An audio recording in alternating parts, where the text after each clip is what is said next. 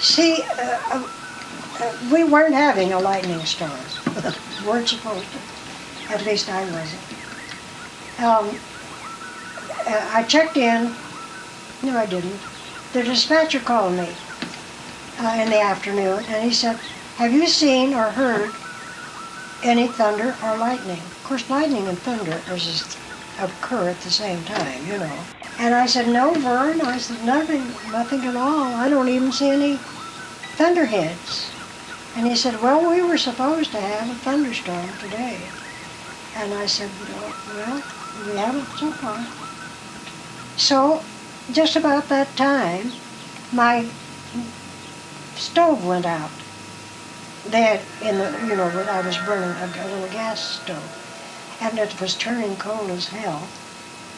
So I had to go down the stairs and take my wrenches and take what they call a pigtail off of one drum and transfer it to the spare and tighten it up, and it had started raining, just drizzling a little bit, and got my jeans wet in the back, or all over.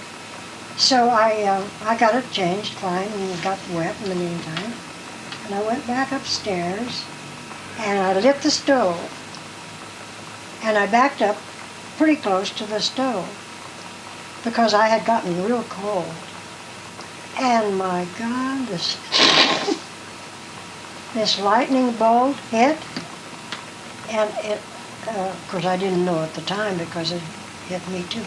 It hit the antenna, which was a great big pipe, 3 different size pipes to go up into the air. It hit that, it just disintegrated that, and it came down the lead-in wire, hit the stovepipe, and then hit me. Of course, if I'd got the direct hit, I would have been killed immediately. But it knocked me out, and I, of course, had a little lady, and she always got so scared. So I don't know how long I was unconscious on the floor, and when I come to, she was licking my face. Otherwise, she usually got under the bed or something. Yeah. But the poor little thing, I guess she knew I was in trouble. So I got up, and I didn't. The stove had gone out again, and I turned off the gas. And I got a blanket and put it around me, and I got on that insulated chair. And you remember the stool with the insulators on it? Yeah. It was a stool that had 4 legs and insulators on it. And I was supposed to sit in a chair with my feet on this stool when it got close. Well, I didn't have time. It snuck up on me. And so anyway, I thought, well, when I could get my thoughts together, there would probably be more lightning, So I put the blanket around me, sat in the chair, and put my feet on the stool, and I sat there, and then my senses started coming back, and I thought, my God, I got to report this. So I got up, and my gosh, the radio was knocked out. Everything, and they had taken the corner off of the building, and so I couldn't check in. We always checked in at the last thing in the evening. So so I got into bed, wet clothes and all. And I took my dog and we went to bed. And I thought, well, they'll find me sometime, surely. So the next morning, I got up and, of course, I couldn't check in. So I waited and I put in the log. Well, just what I thought. Of all of the sons of bitches. And I mean, I wrote it right out. Do not get in touch with me, And I put in there, I will stay. And if no one has found me, by that time I'm leaving this goddamn place. Now that wasn't very nice. So I waited till 10 o'clock, nobody showed up. So I went out and I got my little car started. I carried, of course, and the dog had had her leg broken. You know, she'd been blown off of that great huge Jeez. truck. So she was crippled after that.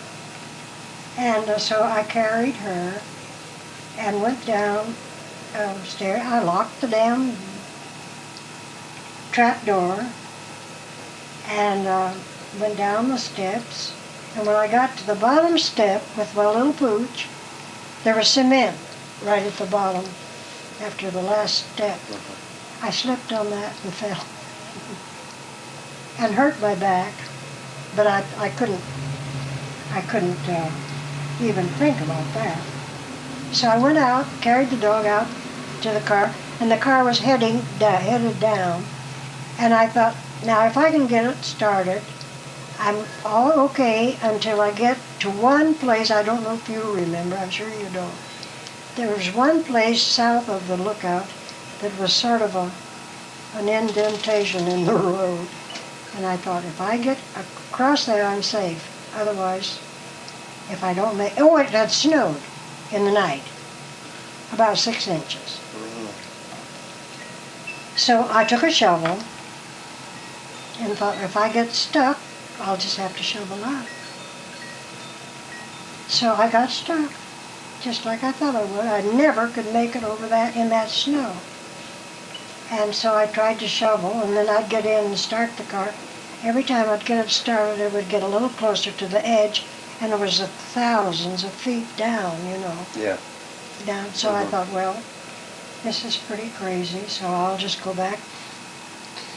Anyway, I went back and opened the door and went back and got back into bed.